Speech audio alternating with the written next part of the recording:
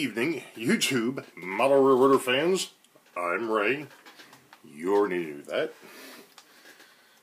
Been down here working on the bench. Been working on the big build. Finally. Yay, me. I'm not going to spoil it. I am, if you haven't looked at it already, I've got, I'm going to be probably, I shouldn't say if you haven't seen it yet, because you haven't, because I'm not sure when I'm going to put it up.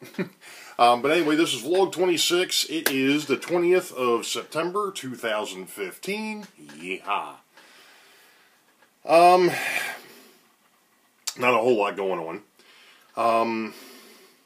Obviously, been working on the big build. Last night was the YouTube Model Builders Live with Mr.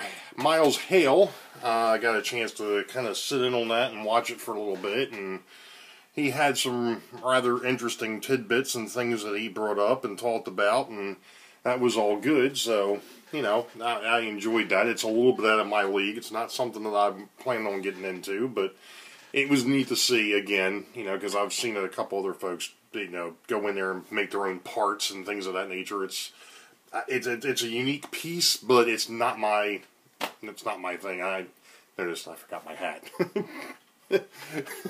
Sorry.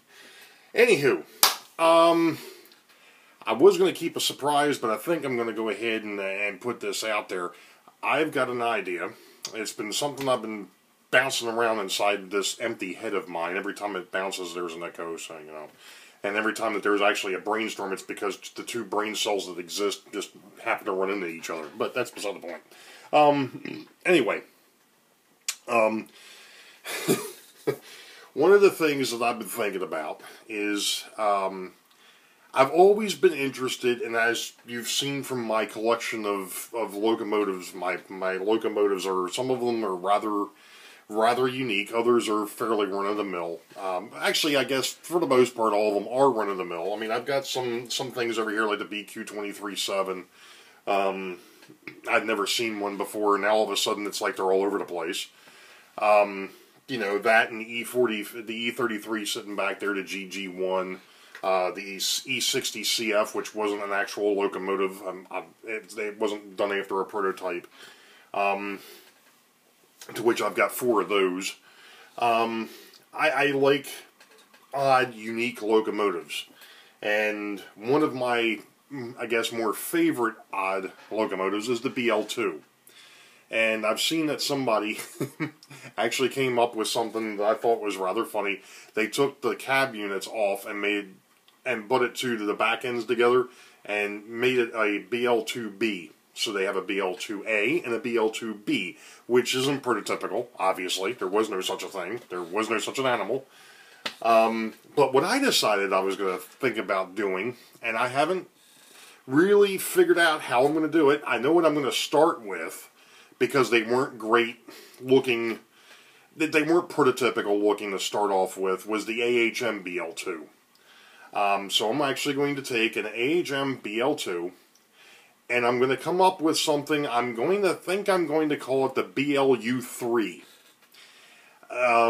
Basically what I'm thinking about doing was taking the front end of a BL2 and the back end of a U-boat and mating them together. Now obviously you're talking 2 completely different locomotives, 2 different completely styled locomotives, but that's the challenge. So for my first attempt at, you know, maybe doing a mashup like that, I'm going to come up with, like I said, I think I'm going to call it the BLU3. And when I get a chance, once I clear off the workbench, I might start looking. I've got a couple of old AHM. In fact, I've got one that I think I mentioned it a while back. It was an old Chicago and Eastern Illinois. It was a odd off-the-wall blue with this bright orange stripe. And it was like, oh my gosh, that's ugly. Oh, in fact, you know what? The funny thing of it is, I actually have one sitting over here.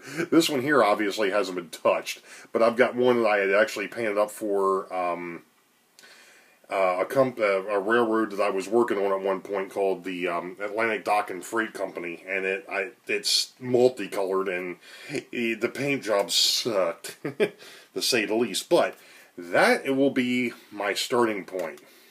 At least half of it will be my starting point. I'm not sure what I'm going to do yet. Like I said, I know I'm going to take the front end, probably the side still here, and you know, this back piece, which is not real detailed. I mean, when you put it up against a BL2 from Lifelike, the Proto 2000s, there's a big difference, and that's the reason why my BL2s from AHM are sitting over here and not on the layout. It's because of the fact that if you put them side by side, you're like, yeah, it's not even, they're not even close. So, you know, I'm going to take one of my old AHM BL2s and make it into a BLU3. Or at least that'll be the plan. That'll be the next thing on the bench. Couple other things. I'm trying to keep this one somewhat short. Number one, because I've got the big build sitting on there now. I've went ahead and went back and redid part 2. Just kind of did an overview of what I had done to this point on the model. So I want to keep this.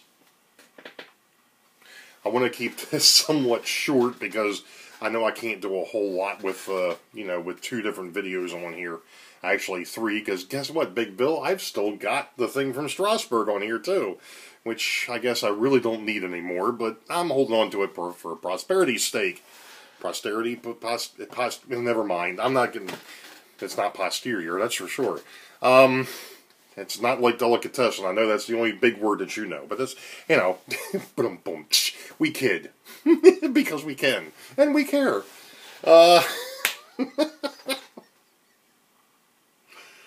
Oh, I needed a laugh after the day that I've had. Anyway, what else have I gotten myself into? Not much.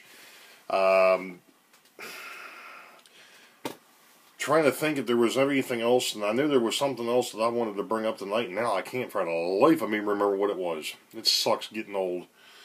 Oh, you know what? Speaking of old, really do appreciate, I haven't done this in a while, so I'm going to do it now, and then I'm probably going to go ahead and cut out, but, you know, I really appreciate everybody sticking around. The last time I looked, I think I've got 95 subscriptions, and, like, I think I'm over 3,000 views now. Somebody actually likes to watch my brand of nuttiness?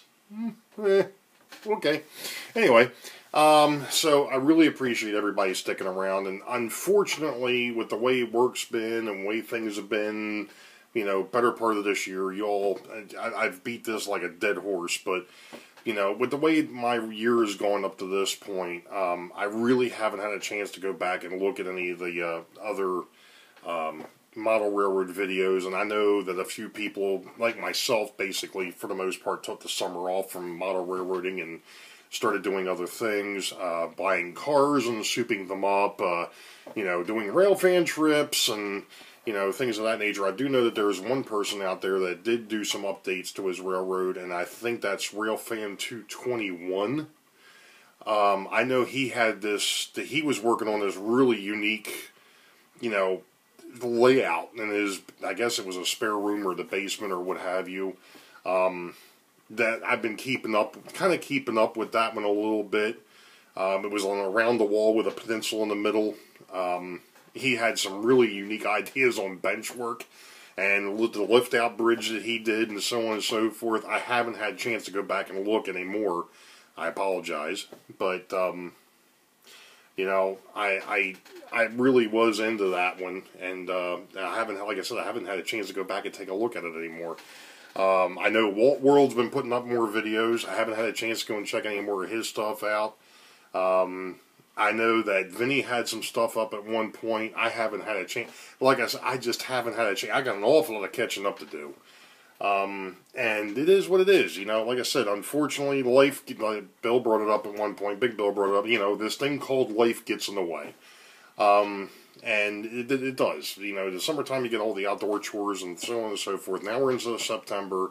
Now we can start focusing back on this thing. And, you know, I'm still looking at the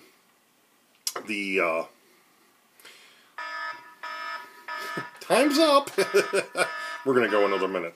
But anyway, I've basically settled in on that Plan 13C. I think I discussed it like 2 or 3 vlogs ago.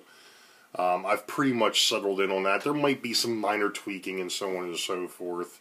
I really want to get it transferred to scale paper instead of the, you know, the Visio program that I use. I really want to get it on the scale paper. Haven't had the chance to do that yet, so get around to it now. We're into the winter, or into the fall, going into winter. You know, now it's time to start kicking butt on the railroad again. So, you know what? You all know the deal. I'm going to go ahead and cut it short here, but you all know the deal. You wait for the high ball, green tracks ahead, and we'll catch you on the next side, on the flip side. Actually, yeah, whatever. We'll catch you next time around, folks. See ya.